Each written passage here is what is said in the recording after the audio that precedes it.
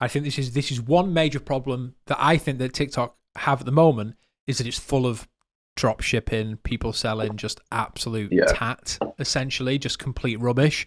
How can these serious brands which want to jump on TikTok, how can they separate themselves from those? Because the thing is, on Facebook, you can kind of do it. You can kind of spot the cheap scammers, right? Because their content just doesn't line up to the big boys. Whereas on TikTok, because it's so heavily UGC, it's very difficult to see what's trustworthy and what's not. So how can brands actually be like, hey, if you buy from us, you're actually going to get your product, you're actually going to get good service?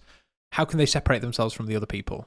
Um, yeah, I think touching on that issue, we have a couple of apparel clients that are getting ripped off so hard at the moment. Like people are just taking their products, making a website, ripping the Mm, content that we're advertising with, and then selling it and not delivering it. So it is a massive yeah. issue. Um, I think in terms of developing trust, there's multiple ways to do it. First is your content. Like I think if your content is consumer led and very authentic, and the product is displayed in the right way, that automatically builds trust. I think Mm, secondly, you've got on platform community. I think if you've got a really vibrant organic profile where you're like really interacting with customers, maybe you've got a face to it who's responding to comments, you're replying to all of your comments that are asking questions and qualifying a lot of pain points before they even get to the website and taking away a lot of like hurdles to conversion before they even click, say, through your organic profile, then that's going to establish a lot of trust. And then once you drive to the website, just again having that kind of that trustworthy page, like a lot of reviews, just a clean website that harbors trust. I think those are the main ways, but yeah, it's definitely an issue at the moment. I think TikTok are working on it, but I think that mm. it's something that's going to need to be solved. Facebook went through this period though. I just hope they don't go to the same levels of bans as Facebook do that ends up Yeah, fingers crossed. causing issues for everybody else Yeah, who are kind of exactly. Yeah. legit. Yeah. So talking about content, so obviously one of the main parts of paid, as we all know, is the content, especially on TikTok, because that's basically all you have is the video and the content to go along with it.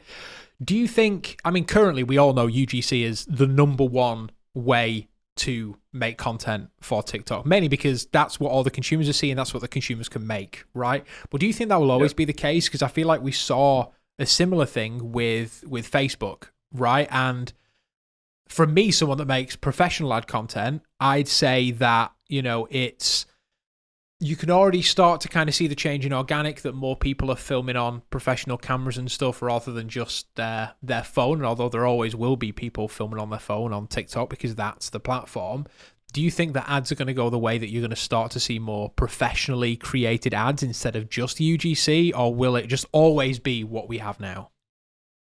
Yeah, I do think it'll develop. I think if the platform will change over time. It's not easy to predict kind of what split of professional to UGC will have. I think UGC will always be present because of the way that Hmm. consumers and the way that brands can engage with people on the platform. I think it will always be there, and some brands will always kind of have more success through user generated content than probably anything else. However, I do think more professional creative and more like, I guess you'd call it ad like content, Yeah, like glossy stuff, will, right?